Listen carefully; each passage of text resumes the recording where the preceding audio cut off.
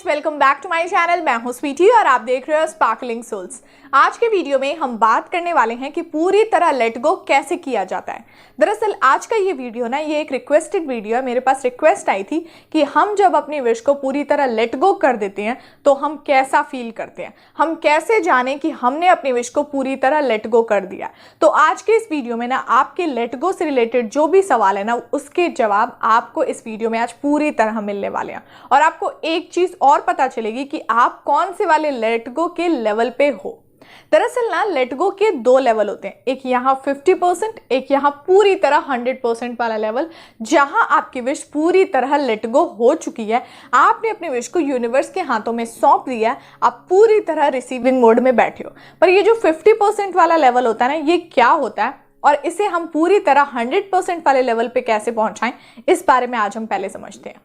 जिस चीज़ को ना हम सबसे ज़्यादा प्यार करते हैं ना, जो चीज़ हमसे बहुत अटैच होती है ना, जिससे हमारा बहुत इमोशन जुड़ा होता है ना, जैसे स्पेसिफिक पर्सन से शादी, एक्स को मैनिफेस्ट करना, या अपनी ड्रीम जॉब, अपना ड्रीम होम, या किसी एक फेवरेट कॉलेज में एडमिशन लेना, इस तरह की चीज़ों से ना हम बहुत इमोशनली अटैच होते हैं।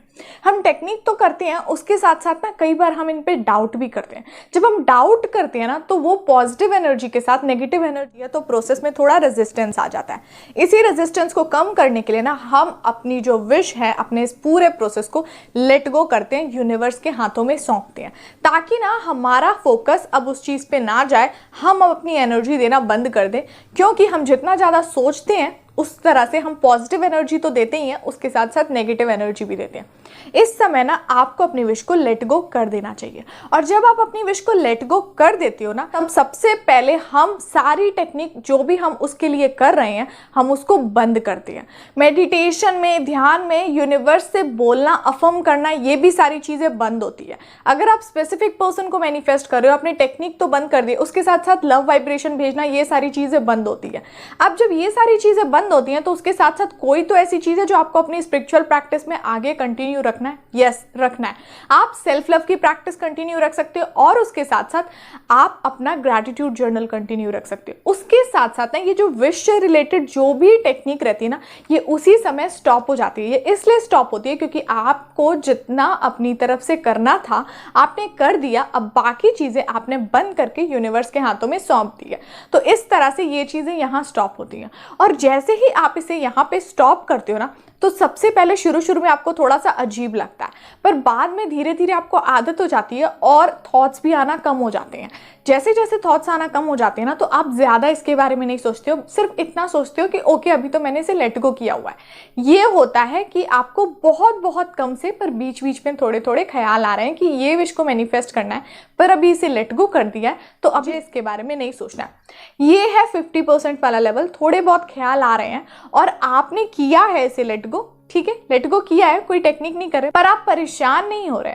आप ये नहीं सोच रहे हो कि विश मैनिफेस्ट नहीं हो रही है, आप ये नहीं सोच रहे हो कि अब क्या किया जाए, आप ये नहीं सोच रहे हो कि लेट गो में भी कैसे से जल्दी मैनिफेस्ट किया जाए।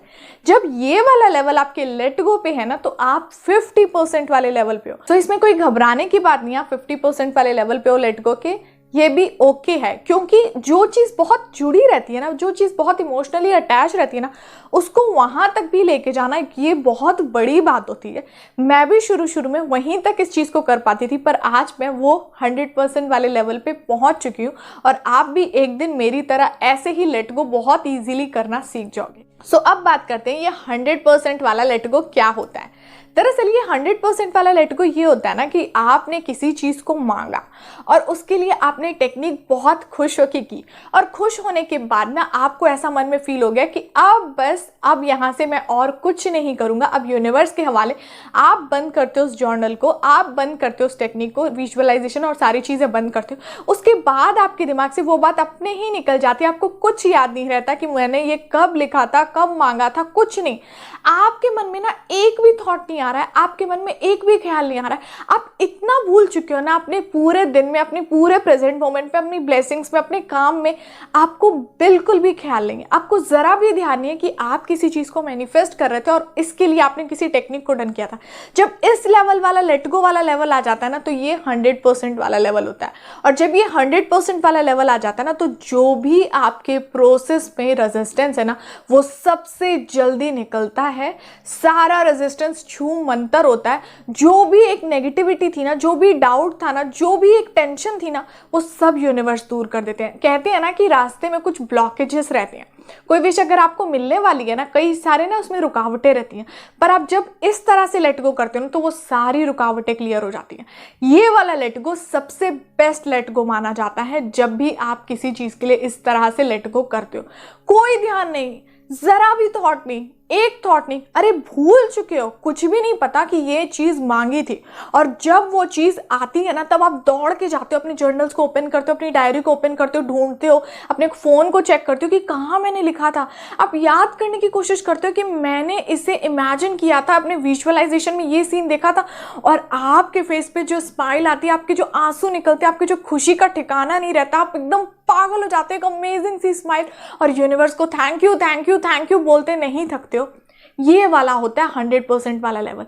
और जैसे ही आप एक बार इस 50% से 100% वाले लेवल पे ऊपर जाओगे ना, तब आपको समझ में आने लग जाएगा कि सच में ये लेट गो कितना ईजी है।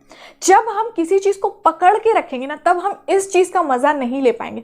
और जैसे हम अपनी विश और जिस चीज़ से हम ज़्यादा अटैच है ना, उसको रिलीज़ करते हैं ना, उसको छोड़ते हैं ना, और यूनिवर्स के हाथों में सौंपते हैं ना, तो अलग अलग सरप्राइजेस मिलना, अलग अलग लाइफ में मैजिकल चेंजेस आना, ये क्या होता है ना, हम समझ जाएंगे और इसे एक्सपीरियंस भी करने लग जाएंगे। सो गाइज, अब हम मिलते हैं नेक्स्ट वाले वीडियो में। तब तक आप अपना ध्यान रखिए और खुश रहिए। Bye bye.